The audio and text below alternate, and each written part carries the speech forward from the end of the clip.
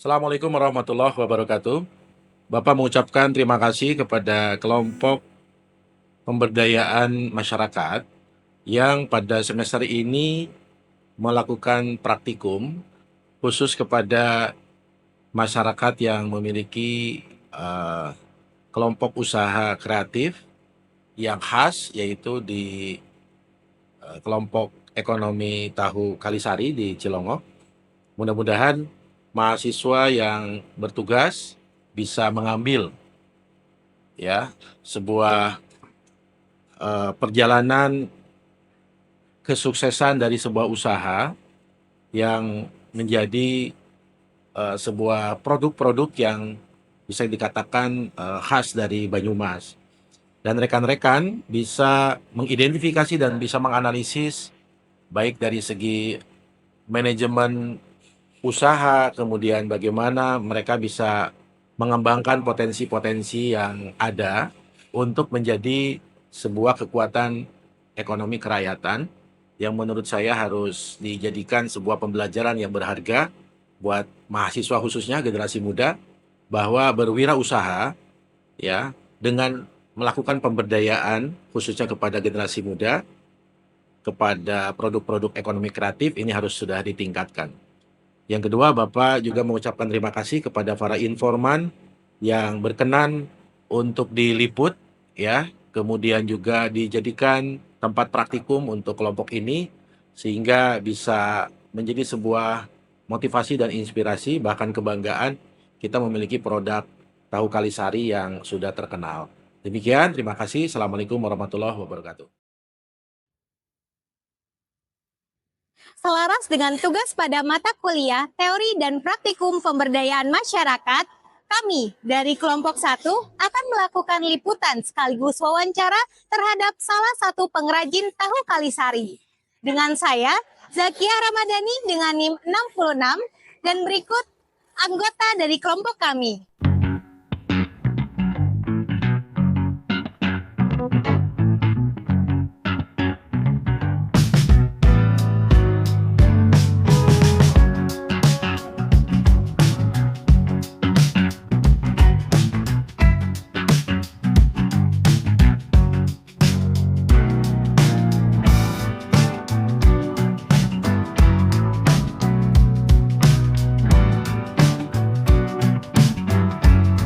Dan saya Rizky Agung Saputra dengan NIM F1C022094. Saya Muhammad Rifki dengan NIM F1C022089. Saya di Parangga dengan NIM F1C02107. Ya, saya Septi Rizky dengan NIM F1C022121. Aldo. Ya, perkenalkan saya Reynaldo dengan NIM F1C022101. Saya Arsudamar Saputra dengan NIM F1C022114.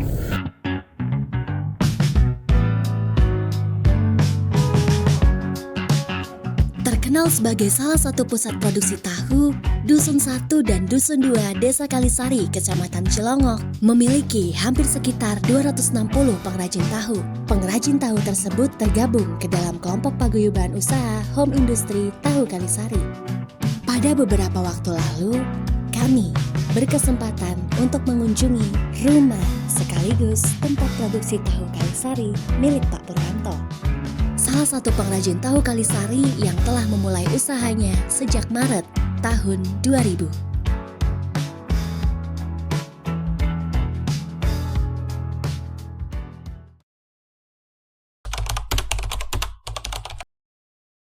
Walaupun dalam satu kecamatan gitu loh. Nah, bagaimana di Kalisari itu kan dulu jual tahu itu kan menunggu bola ya. Dalam artian itu kita berdagang di pasar. Kalau saya rubah untuk menjadi menjemput bola. Jadi kita tawarkan dari warung ke warung atau dari instansi-instansi seperti itu. Di sini untuk kalian khusus dalam mengelola tahu ini apa sih Pak? Produksi tahu. Itu biasanya dari turun-temurun. Biasanya kalau bapaknya yang jualan, ibunya yang di rumah bikin sama anaknya gitu loh. Atau beberapa mungkin dari karyawan gitu loh. Tapi dengan seiring berjalannya waktu, perajin tahu Kalisari kan mulai berkurang karena anak-anaknya kan dulu kan mungkin SDM kan masih lulusan SD dan sebagainya. Tapi ketika anak itu sudah kuliah kan nggak mungkin dong melanjutkan perajin tahu. Padahal tahu itu boleh dikatakan lebih dari lumayan pendapatannya, profitnya gitu. Terus seperti itu. Dari desa sendiri ataupun dari luar desa nih Pak, pernah nggak ada menyelenggarakan pemberdayaan terhadap pengelolaan Dalam arti iya, pemberdayaan apanya? pemberdayaan usaha tahu di sini Pak? Oh, kalau pemberdayaan selama ini ya belum ada. Cuman kalau istilahnya penelitian dan sebagainya untuk dulu kan mungkin ampas tahu hanya untuk pakan ternak dan sebagainya.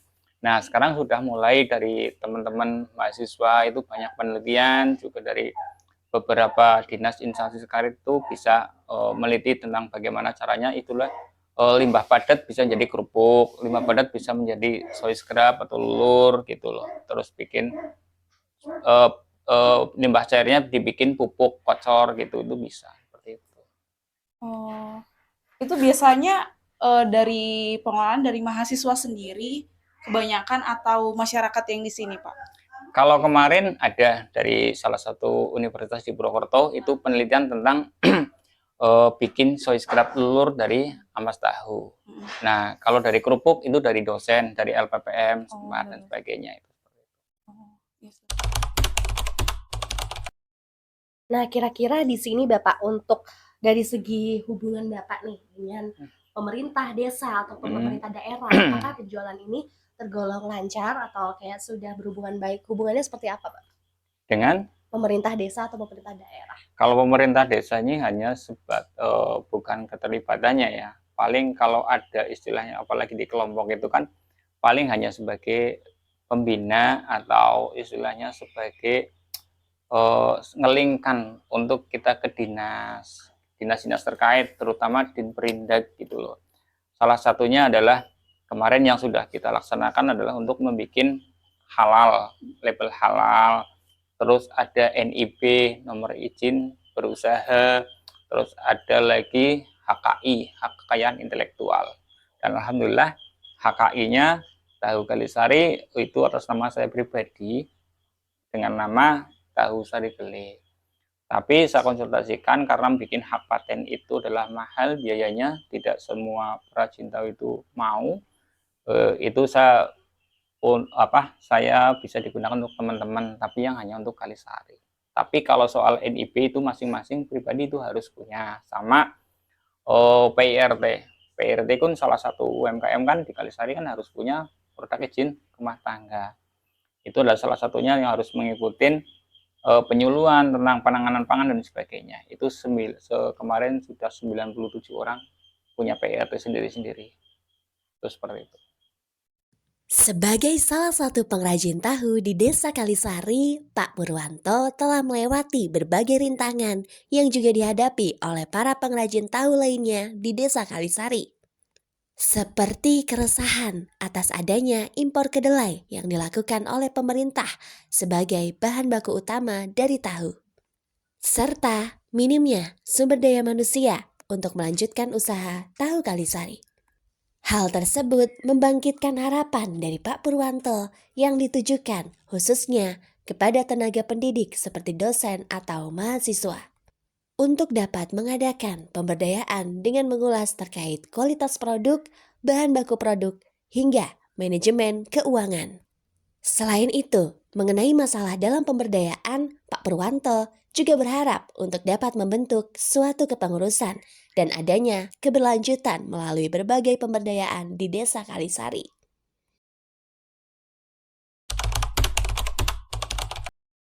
Oke, baik Bapak. Nah, mungkin berarti karena Bapak pribadi tadi ya saya menjelaskan, dan pastinya di sini saya ingin bertanya lagi Bapak. Kira-kira kalau dari Bapak sendiri itu apakah adakah hal-hal yang ingin dilakukan untuk dapat meningkatkan sebuah keterampilan atau pengetahuan yang dikuasai dalam mensukseskan proses produksi tahu tersebut? Sangat-sangat ingin sekali. Bagaimana saya di sini Tahu Kalisari karena umum ya. Saya ingin produksi suatu tahu yang premium. Premium itu otomatis kan tahunya lebih bagus, kuantitasnya, besar kecilnya sama. Nah, sementara proses produksi tahu di Kalisari kan sebenarnya masih manual, belum memakai alat-alat yang istilahnya boleh dikatakan yang serba canggih gitu loh.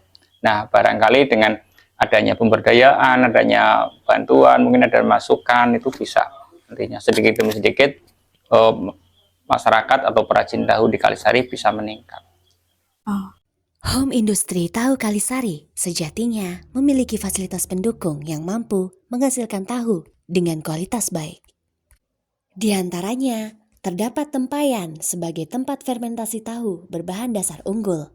Adapun melalui perkembangannya, penggunaan tempayan oleh Pak Purwanto yang mulainya berupa tanah liat diubah menjadi tempayan jenis aluminium dengan kualitas yang tahan panas lebih lama dan dapat menjaga dari kotoran yang rentan masuk ke dalam tempayan.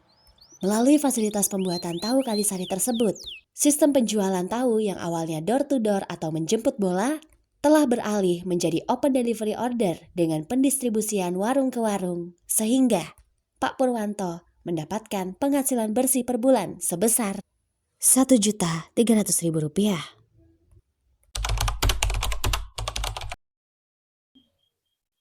Nih, dalam proses pembuatan tahu itu apa aja sih Pak tahap-tahapnya, tahap awalnya hingga akhirnya gitu Pak? Oke, kalau saya pribadi, kan di sini kan ada beberapa perajin tahu, ada yang bikin 10 kilo, 20 kilo, 1 kintal gitu. Kalau saya pribadi itu hanya 50 kilo selama ini. Nah, 50 kilo dibikin jadi 5 masak, jadi per masak itu 10 kilo. Prosesnya itu adalah kedelai setelah ditimbang, direndam dalam sekitar kurang lebih 6 jam. Setelah direndam, terus kan udah ngembang kan kedelainya, melar baca Jawanya itu. Nah, setelah itu dicuci bersih. Setelah jadi bersih, baru digiling ke mesin penggilingan. Itu loh, yang dicampur dengan air. Nah, disitulah dari situ keluar bubur kedelai. Setelah bubur kedelai itu diadonin, kasih air sedikit, baru direbus. Setelah mendidih, baru disaring. Gitu loh. Disaring itu memisahkan antara sari pati kedelainya dengan memisahkan dengan limbah ampas tahunya. Nah, setelah sari patinya itu dipisahkan dengan ampas, sari pati itu dikasih biang. Cuma biang di Kalisari itu adalah limbah tahu yang kemarin. Jadi kita nggak beli. Jadi kita pakainya alami. Biang itu dikasihnya namanya biang itu ya. Padahal kalau orang sini bilang namanya laru, dilaruni gitu loh. Kalau bikin tempe itu dikasih ragi. Nah, itu dari air tahu yang kemarin disimpan biar asem gitu loh. Setelah itu dijadikan biangnya. Terus atau koagulan atau apa namanya itu. Nah, setelah itu jadi kan menggumpal, dirata, baru dicetak. Dicetak dalam cetakan. Setelah dicetak, baru diambil, dipotongin sesuai dengan ukuran kita. Bedanya di Kalisari adalah dibumbuin satu-satu. Kalau yang bukan Kalisari kan hanya dicetak, sudah kan ditiriskan. Kalau di Kalisari enggak. Dibumbuin satu-satu dulu, terus nanti dipres untuk mengurangi kadar airnya gitu loh. Nah, setelah dipres, baru kita tiriskan. Setelah tiriskan, nanti kita rebus dengan air garam dan kunyit. Itu prosesnya lama. Oke, baik Pak. Nah, kira-kira untuk selanjutnya nih Pak, pasti dalam proses pembuatan tersebut Bapak tidak mungkin kan seluruhnya sendiri nih Pak, pastinya dibantu. Kira-kira dari karyawan atau Bapak ini apakah memiliki suatu pembagian sistem pekerjaan gitu Pak? Dan kira-kira kekompakannya seperti apa nih Pak? Boleh dijelaskan? Kalau saya sendiri nggak terlibat di dalamnya, karena saya itu marketingnya itu loh. Selaku owner juga selaku marketingnya, karena kita perajin ya, bukan pengusaha. Nah, kalau yang ini semuanya dihandle sama karyawan. Karyawan itu ada 2, laki-laki dan perempuan. Kalau yang laki-laki bagian masak, kalau yang perempuan itu tugasnya adalah bungkus atau bikin tahu atau bikin apa cetakan, memotongin satu persatu itu, sama ngerebus. Itu sudah punya masing-masing, sudah punya porsinya itu sendiri. Oke, baik Bapak. Berarti memang pembagiannya sudah jelas dan kekompakannya juga sudah jelas nih Pak. Nah, Terdapat beberapa jenis tahu yang menjadi ciri khas dari tahu Kalisari, yaitu tahu kuning, tahu goreng, tahu putih, dan tahu bulat atau kerap disebut dengan bolo-bolo. Proses pembuatan tahu Kalisari sejatinya menggunakan bahan dasar berupa kacang kedelai dan bahan pelengkap berupa garam, kunyit, serta daun serai. Untuk harapan Bapak sih sebagai pemilik usaha tahu ini untuk kedepannya terhadap pegawainya ataupun usaha Bapak ini kan ada yang perorangan ya, gitu. Kebetulan Bapak sebagai ketuanya gitu. Harapan Bapak bagaimana? Saya mewakili dari teman-teman. Harapan saya itu bagaimana panjenengan nanti sampaikan ke Pak dosennya atau dinas terkait atau mungkin pejabat pemerintah kabupaten dan sebagainya, itu bukan hanya perajin tahu, tapi kebanyakan perajin tempe pun sama. Bagaimana caranya mendapatkan kualitas kedelai yang bagus dan baik, tapi tidak tergantung dengan impor. Satu lagi yang belum tertangani itu adalah limbah dari kunyit. Kunyit itu kan kita ambil hanya untuk pewarnanya saja, sedangkan limbah ampasnya kan terbuang. Nah, itu harapan kami ada penelitian yang bisa kiranya digunakan untuk apa. Jadi nanti bisa untuk menambah istilahnya penghasilan dari para perajin tahu itu sendiri. Pak, terima kasih banyak untuk waktunya dan mungkin kami doakan semoga usaha Bapak sendiri dapat selalu berjalan dengan lancar. Amin. Dan dapat kami bantu juga Bapak untuk Amin. promosikan melalui video edukasi yang akan dihasilkan. Pastinya di sini cukup sekian, kami ucapkan terima kasih banyak Bapak. Oke.